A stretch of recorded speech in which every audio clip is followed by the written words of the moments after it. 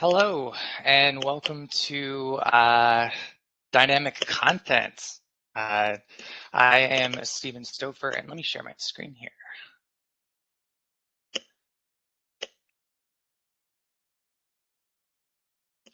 There we go. My name is Stephen Stouffer. For those of you who do not know who I am the Senior Manager of Marketing Operations for FireMon, a network security company. Some of you may have seen me in the various different Slack channels like Pardot or the Marketing and Operations Professional Slack channel, which is awesome, by the way. Or you may have seen me on Twitter. So my Twitter handle is Marketing Nerd. So that's a little bit who I am. I've been in Pardot for 8 years now. So back when it was under Exact Target,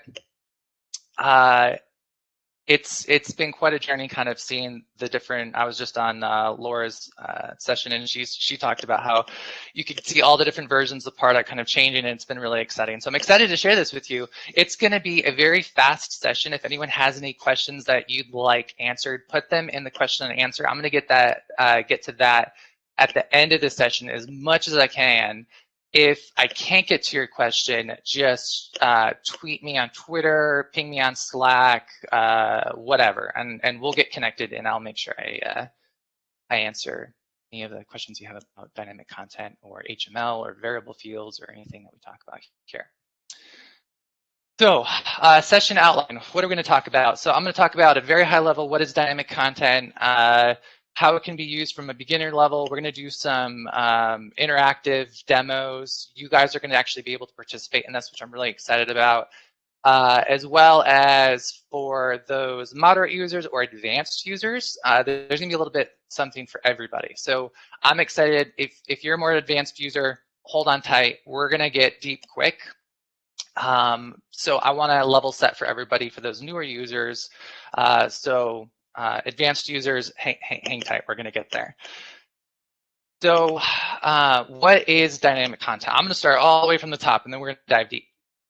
Dynamic content displays personal or personalized content that you want to offer up based on certain criteria that you have within Pardot. So if someone is in Pardot and they're a customer, or they're in an industry, or if you have like an email validation status or something, this is all information that you can use to offer up customized content. It's like variable fields, like inserting first name into an email, but on steroids. You can do large chunks of HTML, or little personalizations here or there, which I'm going to show you here in a bit. So an example of this is here we have an email example. You might want to personalize the banner content or the banner image of an email that you're sending out based off of the industry someone's in. And I'm going to show you exactly how to do this in one of our kind of deep dives. So housekeeping items. There is an interactive demo. There's a whole landing page that I want you guys to go to. My amazing moderator is going to be putting a link into chat. If you have 2 monitors, go ahead and put this up on one monitor and me up on another, and you can kind of follow along. If you have 1 monitor, I'm sorry, it might be difficult to follow along. You can either watch the presentation and do this at another time and kind of go through it and learn, or if you can do dual side or something like that, now's the time to do that, because this is going to get interesting really quickly. For those of you who might be watching on demand, there's the URL and there's a QR code if you want to just scan that with your phone. So let's get into this. So I built a whole little microsite to do some dynamic content presentations. So I created a bunch of modules. There's 3, one around email, one around landing pages and forms, and then one around a use case, ABM, which we're going to get to if we have time. So let's dive into the email piece here. So when it comes to email personalization, you can do a lot. So I wanted to walk you through what an email might look like. So here we have an email. We've got a generic banner. We've got H1, a sub banner or a subtitle, and a CTA. This is 3 or 4 regular things you might see in an email. So I'm going to show you how to personalize this. I've already done some personalization, but we're going to do one together, and it's going to be that banner that we talked about. So if I jump into Pardot, and this I'm doing this all on the fly, so give me a little grace if there's any hiccups. Hopefully there won't be any. But here's our email. I've already done some dynamic content. I'm going to show you what this does later, but we're going to focus in on this banner. Right now, it's just a static image, just kind of general for ParDreamin. We want to customize this. So the first thing I'm going to do is I am going to create some dynamic content. So I'm going to create a piece of dynamic content. We're going to call this demo email banner.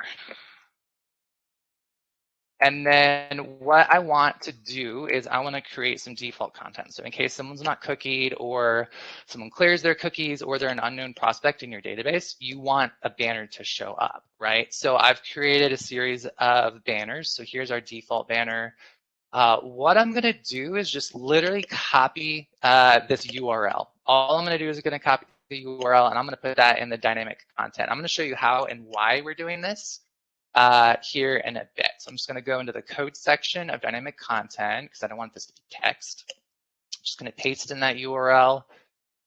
We see it there popping up. Great. We want to do this by industry. So like I was showing here, we can personalize content based off of information we already have on someone. So I'm going to go ahead and do industry. And we want this to be, let's say, retail. And then I'm going to go over to my folder. I'm going to get the retail one. And I'm going to get this URL.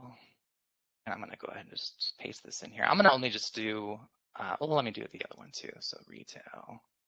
I'm going to add another version. So if it is, let's say, energy, we're going to do the energy one.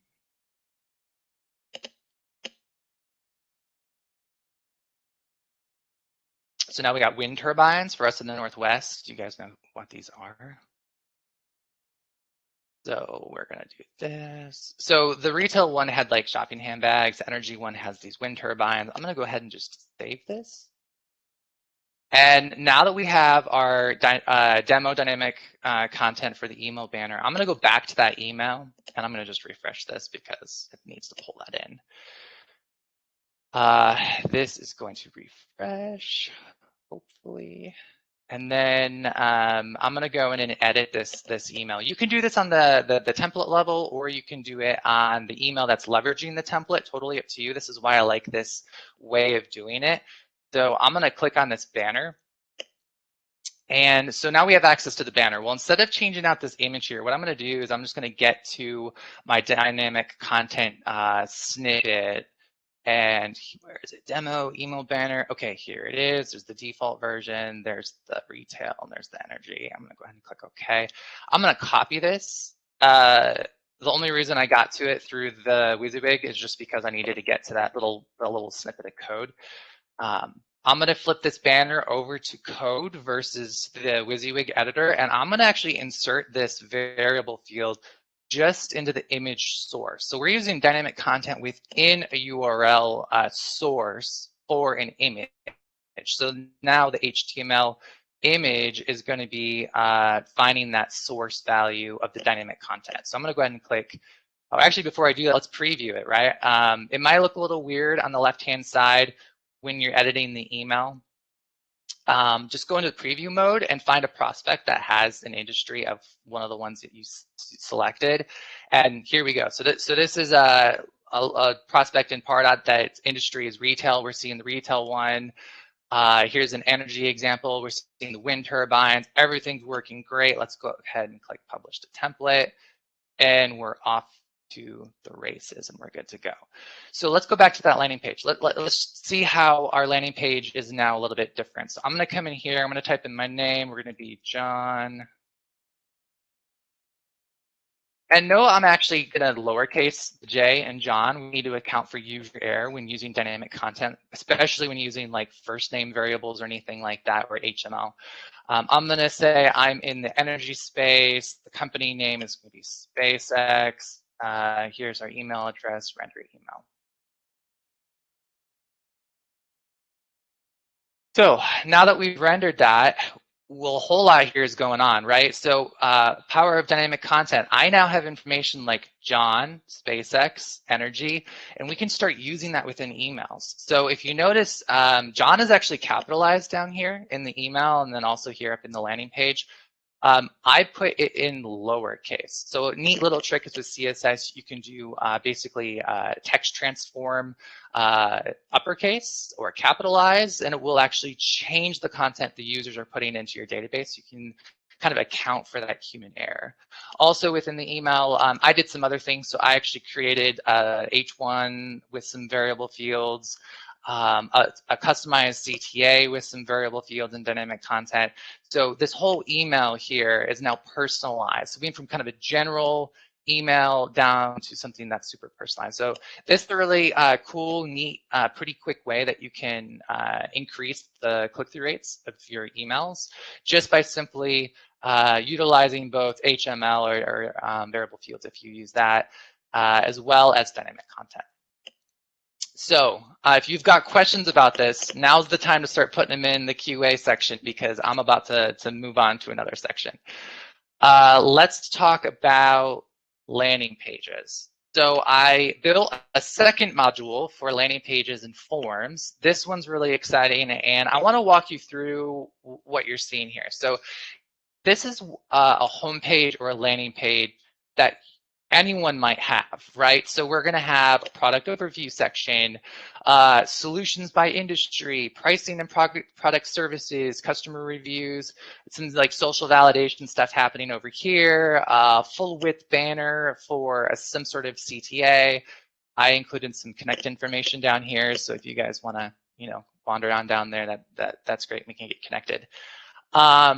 So this is all general. People typically build landing pages and home pages based off of the traffic that they want to attract, but you need to think about your customers. You need to think about upselling your customers, not just general information. Something like this is great, solutions by industry, but we know in a lot of cases what our database industries are. It doesn't make sense to have to force them to go figure that out. Like go find an ebook based on my space that I'm in. If I know what space you're in, we can customize this. So I'm going to show you what you can do here with dynamic content. So I'm going to just put in a different name. Let me just put in Mark, company. We're not going to be SpaceX anymore. Let's be Google.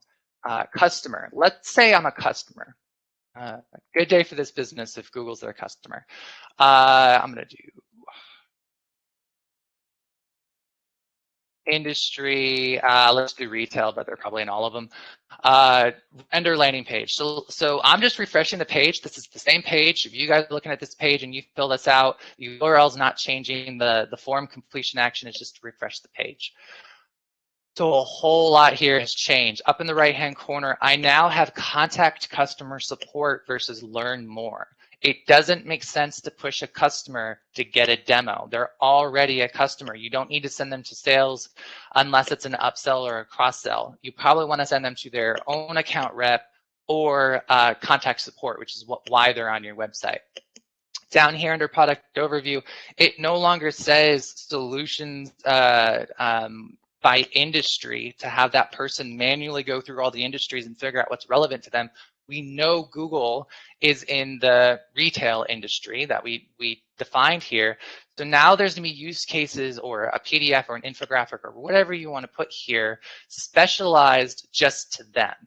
Dynamic content is about removing those roadblocks and removing that friction of a customer navigating your site or products. It's all about removing those roadblocks and making it feel like you care about them, you're listening, without being too creepy. You don't want to you don't want to put their email address necessarily or their address information on a landing page. So there's some privacy stuff we should probably talk about, but in general, dynamic content is all about personalization and just making it just easy and work for the end user. In the middle here, we have contact support. So this was, what was this? This was pricing and solutions.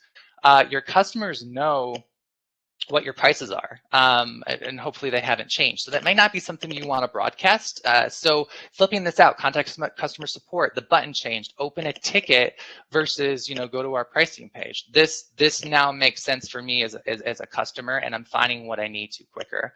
On the right-hand side, this used to be, look at all of our amazing reviews. I'm a customer. I don't really care about your current reviews, but as someone who's leveraging dynamic content, I might want to curate a review from you, the customer.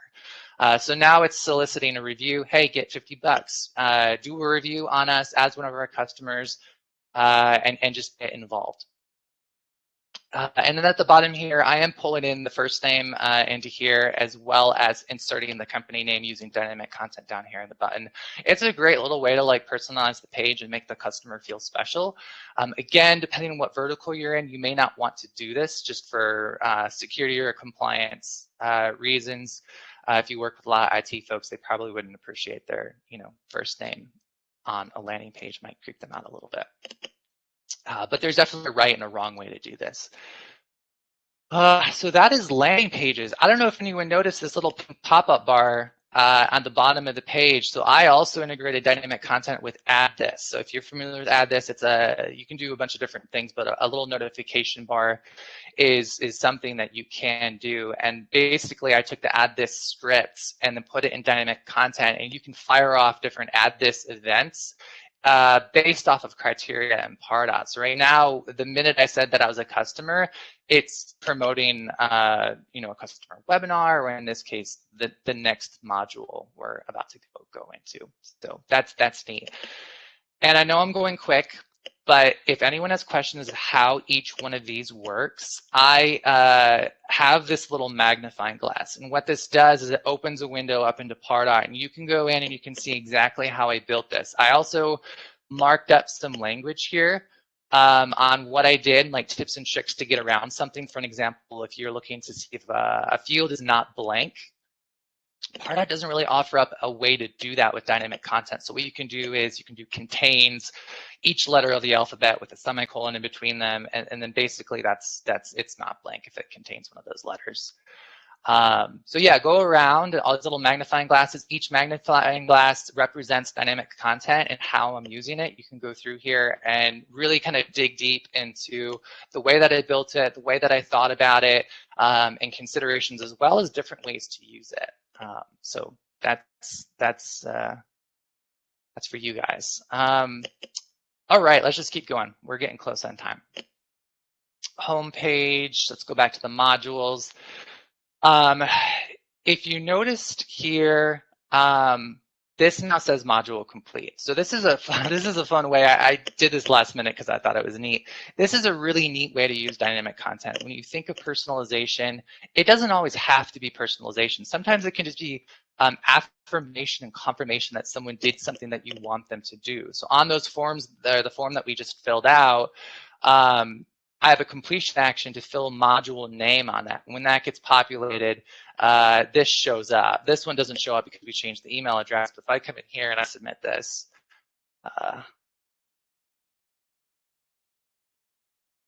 and then I go back, I've now completed both modules. So this is a really exciting little, positive reinforcement of just a fun way to use dynamic content throughout your site. This use case for this might be like a newsletter subscription, right? When they do that action, regardless on what page or where in your site, you can do that fun little notification and say, congrats, you're part of the Cool Kids Club, and we'll send you some emails with dynamic content. All right, let's talk about ABM, and then I'm going to try to wrap this up. ABM, a really interesting use case for me is actually two big ones. One, removing forms and ungating resources with dynamic content, and then the other one is, I don't have an example here, but I can make one if someone wants to see it, is actually having multiple assets on a form with a pick list. And then when they get the thank you code or the thank you content, it gives them the piece that they selected. So like if you have 4 different ebooks or 5 different ebooks and you want them to select which ones they want, or multiple, you can use dynamic content to actually on the thank you page or on the thank you code offer up the ones that they selected, which is really cool. And in this case, I'm going to just indicate that I'm an ABM customer, and I want to ungate this form. So right now there's a form like any other lead or prospect. You know, this is great for lead gen, but if you're an ABX customer, you care probably more about engagement, and you want to remove as many of those roadblocks as possible. Sales is currently reaching out. We know who they are. We know who the people are on the contact or the account.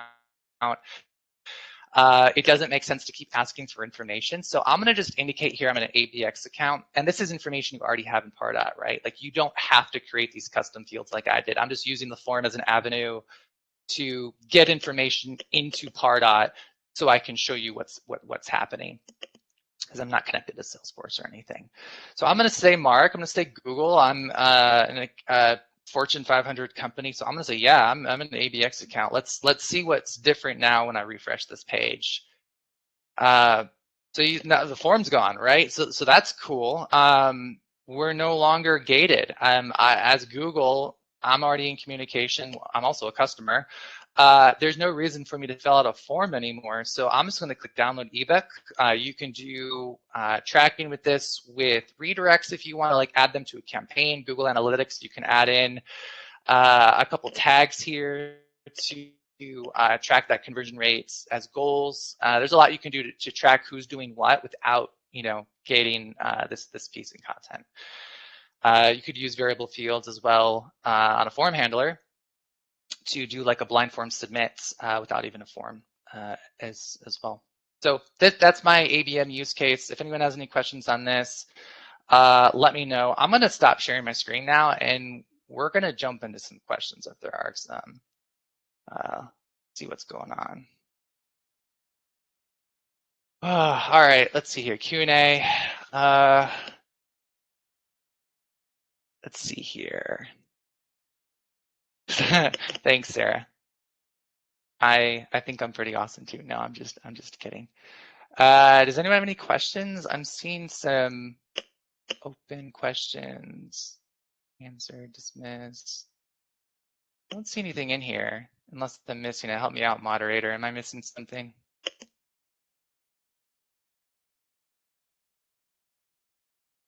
Information HTML, so you don't have to use JS. I don't know if anyone noticed, but I actually had personalization in the CTA of the form. If someone can go in there and figure out how I did that, I'll send them something fun. Well, I don't see any questions.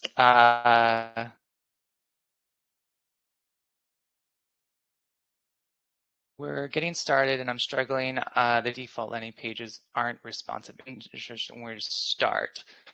You're talking about landing pages, like within Pardot. The layouts aren't great. They utilize, so Pardot uses something called Bootstrap. It's an amazing tool, but the pre-made templates that they provide you just a lot of cases aren't too great. Learn Bootstrap. Learn it's basically a templatized grid, 12-column grid of themes and stuff that you can pull from and then put that into Pardot. Connect with me on either Slack or Twitter. I will give you some resources on how to create some pretty amazing templates within Pardot that are customizable as well as pretty diverse in the way that you can use them across the board. But Bootstrap is like your golden ticket. It's going to require learning some HTML and CSS. If you don't have any in-house developers, it's going to be a big resource for you to learn. And if you can do one template where there's some sections you can kind of remove that you don't want, similar to an email, it's going to really help you out with replicating landing pages and moving forward. All right, I don't see anything else, and I'm right up on my time, 12:05. If anyone has any other questions or wants to connect, let me know. Take a look at that link that's in chat. I'll tweet it out and stuff too, but it's for the community. So if you guys want to dig around, poke holes in it, and ask me questions, I'd love to answer them. But thank you so much for joining. I know this was fast. I'm sorry. I know it's a lot to digest, but digest it. Let me know if you have any questions, and enjoy the other sessions for the day. Thanks so much.